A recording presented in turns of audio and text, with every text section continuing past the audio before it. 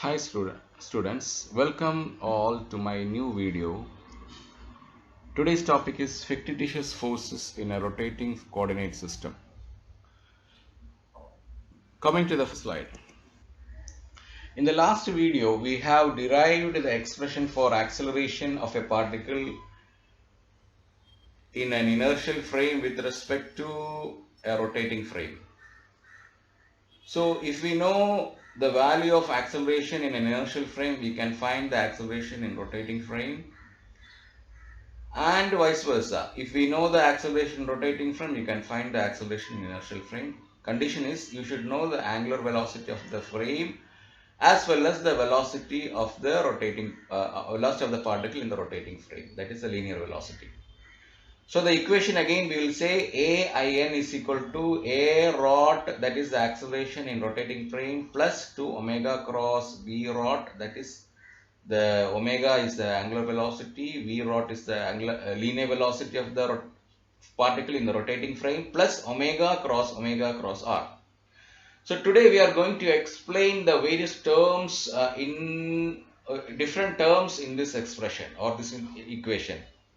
The first term is A rot. A rot is nothing but the acceleration of the particle measured in the rotating coordinate system. So there is nothing mysterious about here. For example, if we measure the acceleration of a car or a plane in a coordinate system fixed to the rotating earth, actually we are measuring A rot. അതായത് കഴിഞ്ഞ ക്ലാസ്സിൽ നമ്മൾ ഒരു inertial ഫ്രെയിമിലെ acceleration measure ചെയ്യുകയുണ്ടായി. ആ inertial ഫ്രെയിമിലെ ആക്സിലറേഷന്റെ expression AEIN equal to A rot plus 2 omega cross V rot plus omega cross R. അവിടെ ഈ ഓരോ ടേമുകൾ എന്താണെന്ന് നമുക്ക് പരിശോധിക്കാം. ഒന്നാമത്തെ ടേം A rot ആണ്. അത് ആക്സിലറേഷൻ ഓഫ് ദ പാർട്ടിക്കിൾ. അപ്പോൾ ഒരു പാർട്ടിക്കിളിന്റെ ആക്ച്വൽ ആക്സിലറേഷൻ ഒരു റൊട്ടേഷണൽ ഫ്രെയിമിൽ നിന്നുകൊണ്ട് മെഷർ ചെയ്താൽ നമുക്ക് കിട്ടുന്ന ലീനിയർ ആക്സിലറേഷൻ ആണ് A rot എന്ന് പറയുന്നത്. അതിൽ പ്രത്യേകിച്ച് കൂടുതലായിട്ട് ഒന്നും ഒളിഞ്ഞിരിപ്പില്ല. അത് എല്ലാവർക്കും നമുക്ക് അറിയാവുന്ന കാര്യം തന്നെയാണ്. ഉദാഹരണത്തിന് നമ്മൾ ഒരു കാർ അല്ലെങ്കിൽ ഒരു പ്ലെയിനിന്റെ ശരിക്കുള്ള ലീനിയർ വെലോസിറ്റി നമ്മൾ ഭൂമിയിൽ നിന്ന് മെഷർ ചെയ്യുകയാണെങ്കിൽ യഥാർത്ഥത്തിൽ അവിടെ നമ്മൾ V rot ആണ് മെഷർ ചെയ്യുന്നത്. Next slide. To see the origin of omega cross R and not that omega cross R is perpendicular to the plane of omega and R and has magnitude omega rho, where rho is the perpendicular distance from the axis of rotation to the tip of R. Hence, omega cross R is directed radially inward towards the axis of rotation and has a magnitude of omega cross rho. So it is a centripetal acceleration arising because every point at rest in the rotating system is actually moving in a circular path in inertial space. ആദ്യമായി നമ്മൾ consider ചെയ്യാൻ പോകുന്നത് omega cross R എന്ന് പറയുന്ന മൂന്നാമത്തെ term ആണ്. ആദ്യമായി A cross B എന്ന് പറയുന്ന ഒരു വെക്റ്റർ പ്രൊഡക്റ്റിന്റെ ഡയറക്ഷൻ എന്ന് പറയുന്നത് എയ്ക്കും ബിക്കും പെർപെൻഡിക്കുലർ ആയിരിക്കും. അപ്പോൾ omega cross R is perpendicular to the plane of omega and R. ഒമേഗയ്ക്കും ആറിനും പെർപെൻഡിക്കുലർ ആയിരിക്കും. ഒമേഗ ഓൾറെഡി ഇസഡ് ആക്സിസിലാണ്. R എന്ന് പറയുന്ന ഒരു പൊസിഷൻ വെക്ടറാണ്. അപ്പോൾ ആറും ഒമേഗയും ഉൾക്കൊള്ളുന്ന പ്ലെയിനിന് പെർപെൻഡിക്കുലർ ആയിരിക്കും ഒമേഗ ക്രോസ് ആറിന്റെ ഡയറക്ഷൻ. ഇനി അതിന്റെ മാഗ്നിറ്റ്യൂഡ് എടുത്തു കഴിഞ്ഞാൽ A ക്രോസ് ബിയുടെ മാഗ്നിറ്റ്യൂഡ് AB ആണല്ലോ. AB സൈൻ തീറ്റയാണ്. അങ്ങനെയാണെങ്കിൽ AB സൈൻ തീറ്റ എന്ന് പറയുന്നത് അതിന്റെ കമ്പണന്റ് പെർപെൻഡിക്കുലർ കമ്പണന്റ് ആണ്. അതേപോലെ ഒമേഗ ക്രോസ് ആറിന്റെ പെർപെൻഡിക്കുലർ കമ്പണന്റ് മാഗ്നിറ്റ്യൂഡ് എന്ന് പറയുന്നത് ഒമേഗ റോ ആണ്. റോ എന്ന് പറയുന്നത് എന്താണ്? The perpendicular distance from the axis of rotation to the tip of the R. അങ്ങനെയാണെങ്കിൽ ഒമേഗ ക്രോസ് ആറിന്റെ ഡയറക്ഷൻ എന്ന് പറയുന്നത് radially inward towards the axis of rotation. Axis of റൊട്ടേഷന്റെ ടുവേർഡ്സ് റേഡിയലി ഇൻവേർഡ് ആയിരിക്കും. അതുപോലെ അതിന്റെ മാഗ്നിറ്റ്യൂഡ് ഒമേഗ ക്രോസ് ആറിൻ്റെത് omega rho ആണ്. പക്ഷെ ഒമേഗ ക്രോസ് ആറിൻ്റെ ആണെങ്കിൽ ഒമേഗ സ്ക്വയർ റോ ആയിരിക്കും. കാരണം 2 ഒമേഗ വന്നിട്ടുണ്ട്. അപ്പോൾ ഇതിനെയാണ് നമ്മൾ സാധാരണ സെൻട്രിപെറ്റൽ ആക്സിലറേഷൻ നമ്മൾ പഠിച്ചിട്ടുണ്ട്. That is the reaction force of the rotating body. ഒരു സർക്കുലർ അല്ലെങ്കിൽ റൊട്ടേറ്റ് ചെയ്യുന്ന ഒരു ബോഡിക്ക് നമ്മൾ third law of motion, Newton's third law അനുസരിച്ച് അതിനെ റൊട്ടേറ്റ് ചെയ്യാൻ അതിനെ റൊട്ടേറ്റ് ചെയ്യാൻ ആവശ്യമായ സർക്കുലർ മോഷൻ റൊട്ടേറ്റ് ചെയ്യാൻ ആവശ്യമായ ഒരു ഫോഴ്സിനാണ് സെൻട്രിപെറ്റൽ ഫോഴ്സ് എന്ന് പറയുന്നത്. സെൻട്രിഫ്യൂഗൽ ഫോഴ്സ് ആണ് റിയാക്ഷൻ ഫോഴ്സ്, ബട്ട് ഇവിടെ സെൻട്രിപെറ്റൽ ഫോഴ്സ് ആണ് ഞാൻ ഉദ്ദേശിക്കുന്നത്. അപ്പോൾ centripetal force is towards the center of the circle. Centrifugal force only is towards the away from the center of the circle along the radius, arising because every point at rest in the rotating system is actually moving in a circular path in inertial space. അതായത് യഥാർത്ഥത്തിൽ inertial സ്പേസിനെ സംബന്ധിച്ചിടത്തോളം ഒരു rotating ഫ്രെയിമിലെ എല്ലാ ഓരോ പോയിന്റും rotate ചെയ്തുകൊണ്ടിരിക്കുകയാണ് in A circular path. ഇനി അടുത്ത ടേം നോക്കുകയാണെങ്കിൽ 2 ഒമേഗ ക്രോസ് വി റോട്ട് എന്ന് പറയുന്നത് is the expression for Coriolis force in 3 dimensions. അതായത് ഒമേഗയ്ക്കും വി റോട്ടിനും പെർപെൻഡിക്കുലർ ആയിട്ട് ഒരു ഫോഴ്സ്, ഒരു ആക്സിലറേഷൻ കമ്പണന്റ് കാണുന്നുണ്ട്. ആ കമ്പണന്റ് എന്ന് പറയുന്നത് ഒരു കോറിയോളിസ് ഫോഴ്സ്, അതിന് കോറിയോളിസ് ആക്സിലറേഷൻ എന്നും അതിന്റെ ഫോഴ്സ് കമ്പണന്റിന് കോറിയോളിസ് ഫോഴ്സ് എന്നും പറയുന്നു. അത് എന്താണെന്ന് നോക്കുകയാണെങ്കിൽ ഈ V rot velocity of the particle in the rotating ഫ്രെയിമിനെ നമ്മൾ 2 കമ്പണന്റ് ആയി റിസോൾവ് ചെയ്യുകയാണെങ്കിൽ സങ്കല്പിക്കാം. ഒന്ന് പാരലൽ കമ്പണന്റും ഒന്ന് പെർപെൻഡിക്കുലർ കമ്പണന്റും.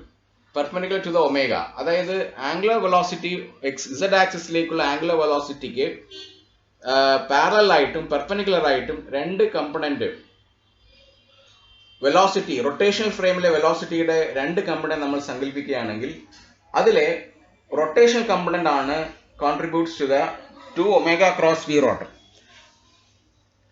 അപ്പോ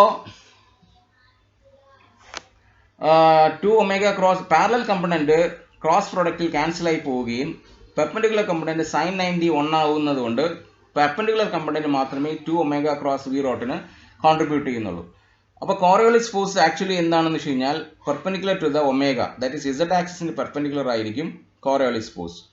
next you can see here the directions are shown in the figures. First figure is the direction of omega cross r, and in the second figure you can see the components of velocity v rod perpendicular and v rod parallel.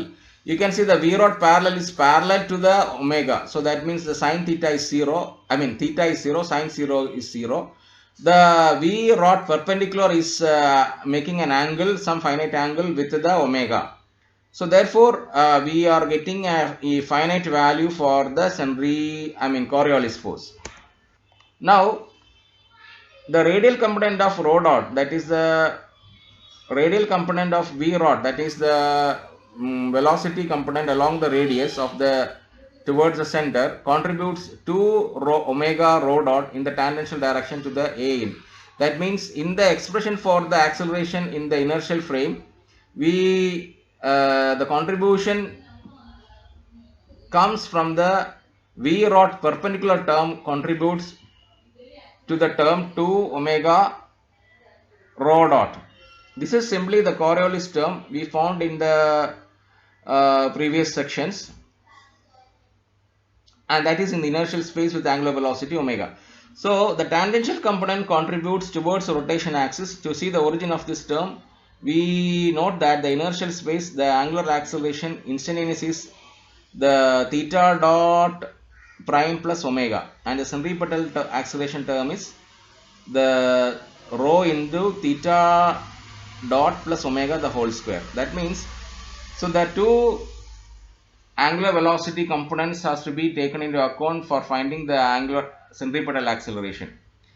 So the radial component of rho dot, radial component rho dot of velocity, that is the perpendicular component of velocity, contributes to the Coriolis term. We again come to the equation.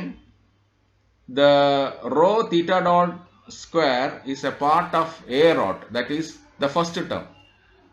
So 2 omega rho theta dot dash follows from what? 2 omega cross v rod, that is the term which is coming in the expression for a. That comes from, you see, omega square rho comes from omega cross r. So the fictitious force is given by minus m omega cross v rod minus m omega cross r. So the two terms are there in the fictitious force. One is the Coriolis force and the other is the centripetal force. The first term on the right is called the Coriolis force, and the second term, which point outward from the rotational axis, is called the centrifugal force. The Coriolis force and the centrifugal force are non-physical forces because they are not due to the physical interaction. They arise from the kinematics, that is from the motion of the frames of reference. The centrifugal force actually increases with rho, whereas real forces always decreases with distance. Nevertheless, the Coriolis and the centrifugal force seem quite real to an observer in a rotating frame. So, for example, when we drive a car too fast around a curve, it skids outward as if pushed by a centrifugal force. So, even in real daily life, we can feel the effect of the centrifugal force. For example, when we drive a car around a curve very fast, we can feel that the car is being pushed outward by the centrifugal force. So from the standpoint of an observer in an inertial frame, however, what has happened is that the sideward force exerted by the rod on the tires is not adequate to keep the car turning with the rod. There is a natural human tendency to describe the rotational motion with a rotating system. For instance, if we whirl a rock on a string, we instinctively say that centrifugal force is pulling the rock outward. In a coordinate system rotating with the rock, this is correct. The rock is stationary and the centrifugal force is in balance with the tension in the string. In an inertial system, there is no centrifugal force. The rock is accelerating radially due to the force exerted by the string. Either the system is valid for analyzing the problem, that means both the systems are okay for analyzing the problem, but it is essential that we should not confuse the systems by trying to use fictitious forces in inertial frames. See here, while we in this case we have the choice to choose whether inertial frame or rotational frame.